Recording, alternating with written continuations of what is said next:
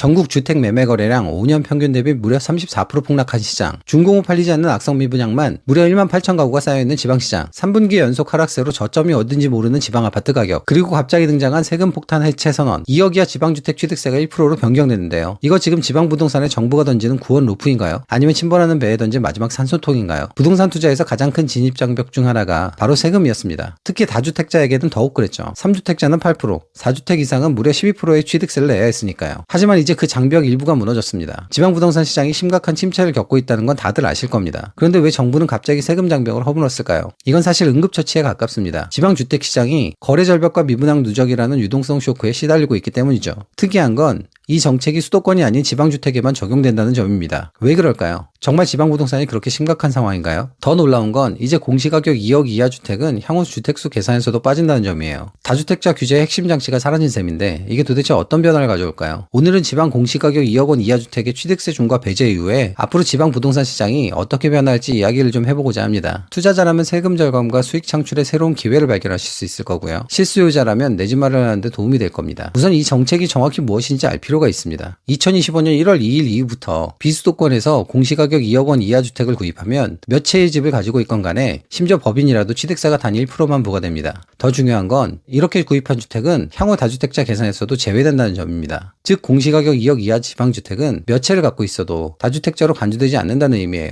이건 세금 측면에서 엄청난 혜택이 아닐 수 없습니다. 같은 매물을 지금 2억에 사면 취득세는 200만 원, 하지만 내년에 8%로 만약에 복귀된다면 무려 1,600만 원이 되는 거니까요. 이건 단순한 혜택이 아니라 타이밍 싸움인 것 같습니다. 그런데 이런 혜택을 갑자기 왜 지방에만 풀어준 걸까요? 일단 지방 부동산 시장이 얼마나 심각한지부터 알아봐야 되겠죠.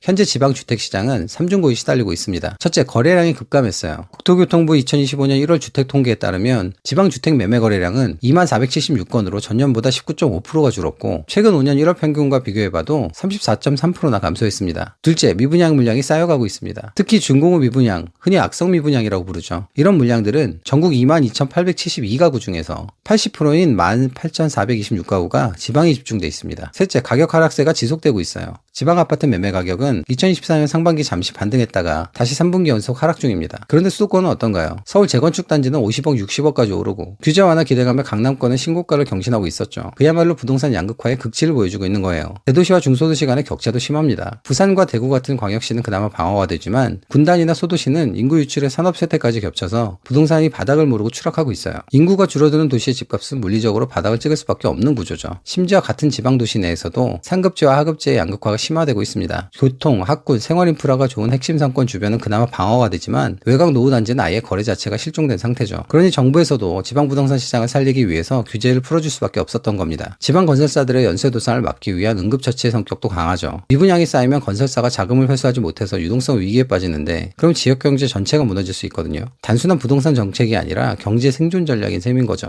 사실 지방 부동산 문제는 세금만으로 해결할 수 없는 구조적인 문제를 안고 있습니다. 가장 근본적인 문제는 인구 감소죠. 2020년부터 우리나라는 본격적인 인구 감소 국면에 접어들었고 수도권 집중 현상까지 더해져서 지방은 더 빠르게 인구가 줄어들고 있어요. 인구가 줄면 주택 수요가 줄어들고 수요가 줄어들면 가격이 하락하는 건 시장의 기본 원리입니다. 세금을 아무리 깎아줘도 살 사람이 없으면 소용이 없는 거죠. 역사적으로 봐도 인구 감소를 겪은 일본, 독일 등의 지방 도시들은 부동산 가격이 수십 년간 제자리 걸음을 했어요. 그런데도 희망은 있습니다. 바로 선택과 집중의 원리를 따른다면 말이죠. 모든 지방 도시가 침체되는 게 아니라 혁신도시나 산업단지 배후지, 교통이 발달한 위성도시 등은 오히려 인구가 유입이 되고 있어요. 세금 혜택이 이런 지역에 마중물 역할을 한다면 분명히 투자 기회는 생길 수가 있습니다. 제가 제시하는 가장 합리적인 접근법은 이 정책 변화를 단계별로 활용하는 겁니다. 첫 단계, 지금 당장 해야 할 일은 현지 공시가격 1억 8천 이하의 매물을 스캔하는 겁니다. 공시가격은 실거래가보다 낮게 책정되기 때문에 실제로는 2억에서 2억 7천이나 8천 이하의 매물을 찾으셔야 돼요. 그리고 세금과 대출 시뮬레이션을 해보세요. 두 번째, 3개월에서 6개월 후에는 거래량과 미분양 감소 추이를 확인하고 실제 투자 여부를 결정하시는 게 좋습니다. 지역 선택이 무엇보다 중요해요. 모든 지방 도시가 반등하는 게 아니라 일자리와 인프라가 갖춰진 입지가 좋은 지역을 찾아야 됩니다. 세 번째, 1년 후에는 공시가격 변동과 금리 조정을 감안해서 매도나 보유 전략을 재점검해야 됩니다. 특히 보유세와 양도세 변화 가능성을 주시하셔야 해요. 마지막으로 2, 3년 후에 시장이 정상화되면 차익 실현을 하거나 전세나 월세로 갈아타는 전략을 고려해보세요. 궁극적으로는 지방 소형주택 여러 채를 모아서 수도권 중형주택으로 갈아타는 포트폴리오 전략도 가능합니다. 이런 세제 혜택이 얼마나 오래 갈지는 모르겠습니다만 자산이 적은 직장인이나 서울과 수도권이 수도권이 너무 올라서 진입 자체가 어려운 사회초년생들에게는 좋은 기회일 수 있습니다. 현금 3천에서 5천만 원 정도의 소액이 있는 직장인들도 진입이 가능할 테니까요.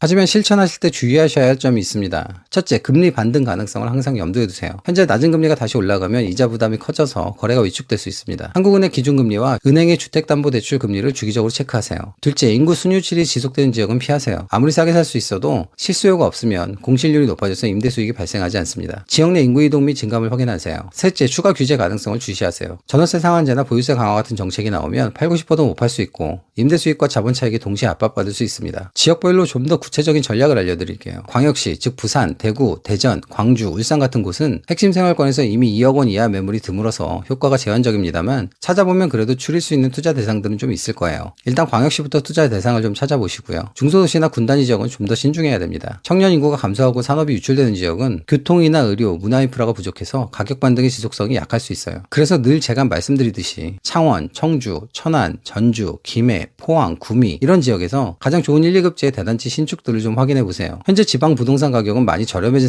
상태에다가 전세가율이 높은 곳들도 좀 있어서 싸게 사면서 투자금은 적게 드는 곳들이 좀 있을 겁니다. 그런 곳들은 노려볼 만한 거죠. 자, 지금까지 지방 부동산 시장의 현실과 취득세 중과 배제 정책의 의미 그리고 앞으로 전략에 대해서 알아봤는데요. 자, 이제 가장 중요한 질문으로 들어가 볼게요. 이 세금 혜택을 통해 지방 부동산 시장에 실제로 기회가 생길까요? 제 대답은 조건부 예스입니다. 모든 지방이 아니라 선별적인 지역에 모든 사람이 아니라 특정 투자자에게 분명한 기회가 열릴 겁니다. 이 시장 변화의 본질은 뭘까요? 저는 기회의 민주화라고 생각합니다. 그동안 수도권 집중화로 인해서 자산 증식의 기회가 수도권에 편중되었다면 이제 조금이나마 지방으로 그 기회가 확산될 수 있게 된 겁니다. 물론 모든 지방이 아니라 선택된 지방에 한정되겠지만요. 투자자들에게는 세금 절감과 분산 투자라는 기회가, 지방 실수요자들에게는 주택가격 안정이라는 혜택이, 그리고 지방 경제 전체에는 유동성 회복이라는 숨통이 트이게 될 겁니다. 여러분들도 지금 상황에 맞는 전략을 세우고 데이터를 꼼꼼히 분석하면서 움직이신다면 이 정책 변화는 위기가 아닌 기회가 될 수 있습니다. 부동산 시장은 결국 인내와 타이밍의 게임이니까요. 지금 당장은 어렵게 느껴질 수 있지만 먼 안목으로 보면 새로운 가능성이 열리고 있을 수 있다는 사실을 기억하세요. 참고로 지방 부동산 투자에 관심이 있으시다면 제가 6년간의 투자 지식과 노하우를 담아서 쓴 전자책 월급은 끝났다, 자산을 사야 할 시간을 확인해보세요. 이 책에서는 지방 투자, 소액 투자에 대한 내용을 좀 더 자세히 분석하고요. 실제 투자 매물을 찾고 투자가 가능하게끔 자세한 방법이 담겨 있습니다. 신청 링크는 댓글에 달아두었으니까 관심 있으신 분들은 꼭 확인해보시고요. 이와 연계해서 완전 생초보도 부동산에 대한 두려움이 사라질 수 있고 평생 써먹을 수 있는 부동산 지식과 투자 기술을 알려드리는 강의도 기획하고 있습니다. 조건 실건 대한민국에서 살아가려면 반드시 알아야 하는 부동산의 기초에 대해서 정말 쉽게 알려드릴 예정이니까요. 많은 관심 부탁드립니다. 오늘도 영상 시청해주셔서 감사하고요. 도움이 되셨다면 구독과 좋아요를 눌러주세요.